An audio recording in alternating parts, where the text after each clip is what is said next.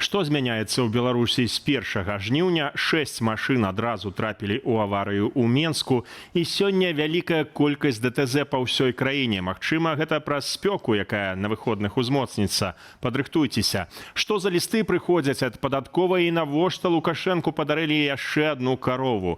З вас падабайкі і каментары, а мы пачынаем праграму «Белсат онлайн». У Маларыцкім раёне падчас працы на агародзе загінуў 64-гадовы мужчына. Паводле следчага камітэту ён карыстаўся матаблокам з усталяванай фрэзаю.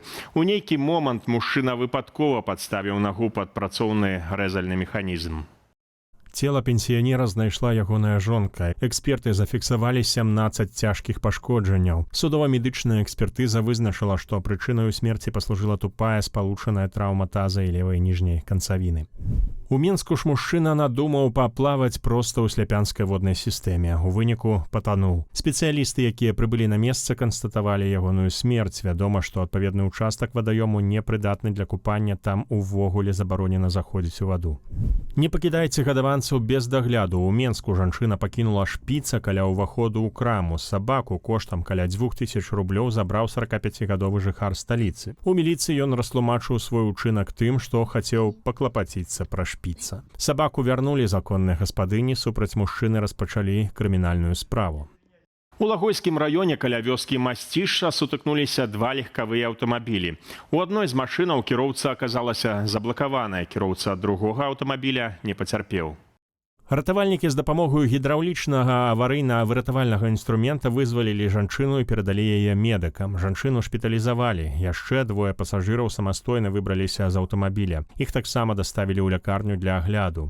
У Вуздзенскім жа раёне смяротная ДТЗ. Паводле папярэдняй інфармацыі, 66-гадовы мянчук выязджаў з другараднай дарогі на ровары і не саступіў праезд аўтамабілю Дэу Нексія. Ад атрыманых траўмаў раварыст загінуў на месцы.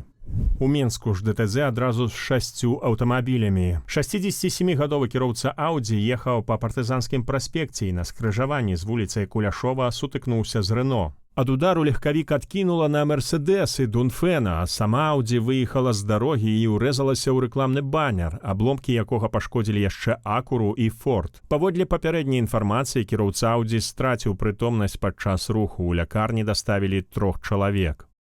У жніўні ў Беларусі набудзе моц шэраг важных зменаў, што закрануць пенсіі, дапамогі, адукацыю і банкаўскія паслугі.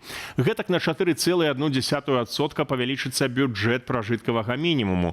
Услед за ім вырастуць даплаты да пенсіяў. Напрыклад, даплаты да пенсіяў для асобаў 75-79 гадоў вырастуць больш чым на 99 рублёў, а пры наяўнасці інваліднасці першай групы на 232 рублі.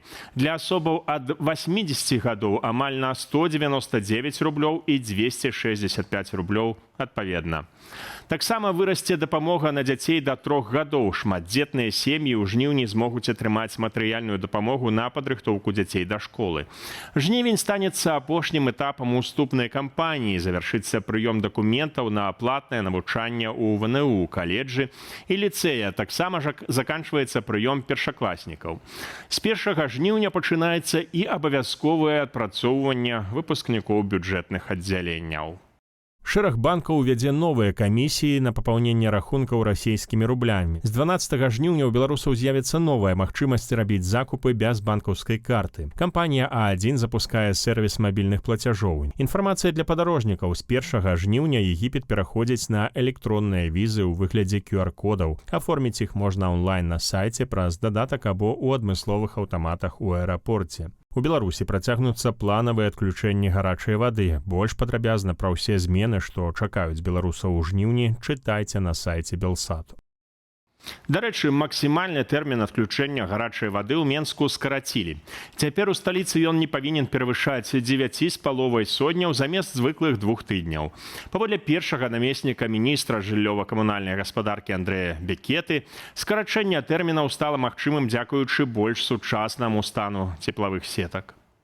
Таксама ў Менску пачалі выпрабоўваць новую тэхналогію замены труб. Яна дазваляе адключаць ад гарачага водазабеспячэння толькі невялікі квартал, а не цэлы раён. Аднак зусім адмаўляцца ад сезонных адключэнняў пакуль не плануюць, бо перад ацяпляльным сезонам, маўляў, неабходна праводзіць комплексную праверку і выпрабаванне цеплавых сетак.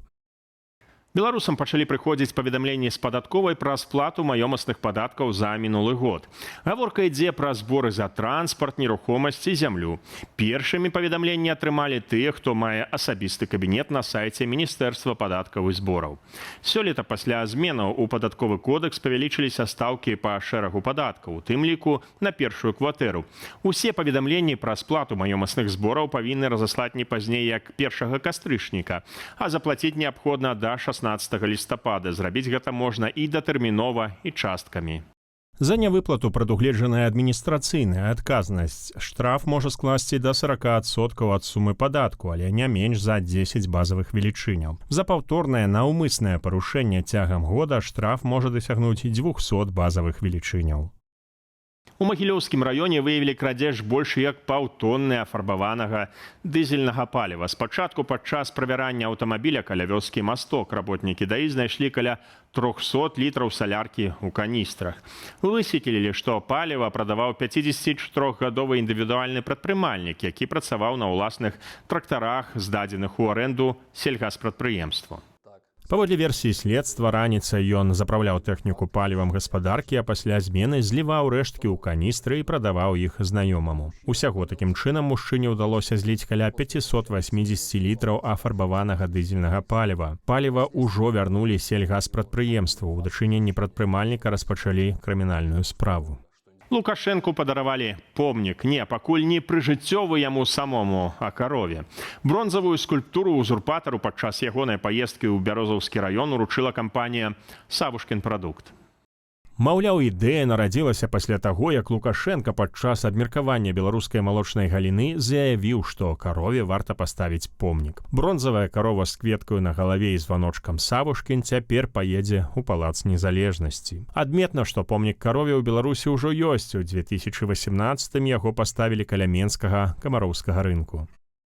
А маглі б людзей накарміць. У Смаленскай вобласці Расіі утылізавалі каля 20 тонн замарожаных курыных крылцаў, якія перавозілі з Беларусі ў Казахстан. Пра гэта справаздачыцца Рассельгаснагляд. Паводле ведамства прадукцыю суправаджалі падробленыя ветэрынарныя дакументы, таму яе прызналі таварам невядомага паходжання.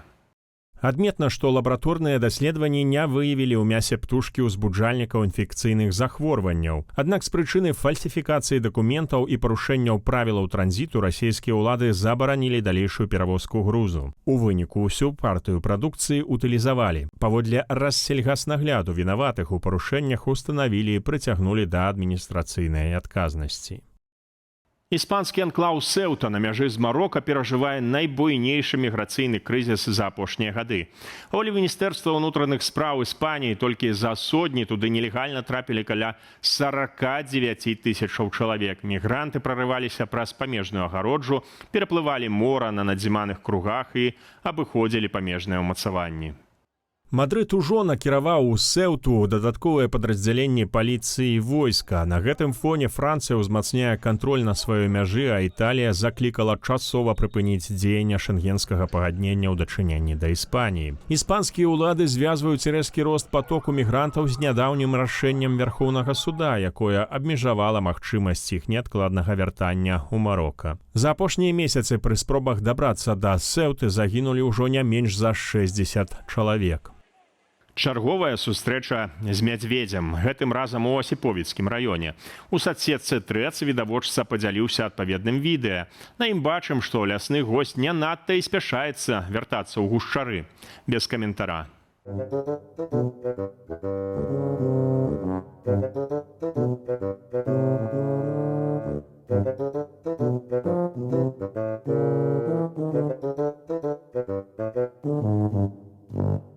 Сёння адзін з самых гарачых дзён гэтага лета ў Беларусі. Уначы і заўтра ўдзень на захадзе і паўночным захадзе краіны чакаюцца навальніцы, моцныя ліўні, град і шквалісты вецер да 25 метраў за секунду.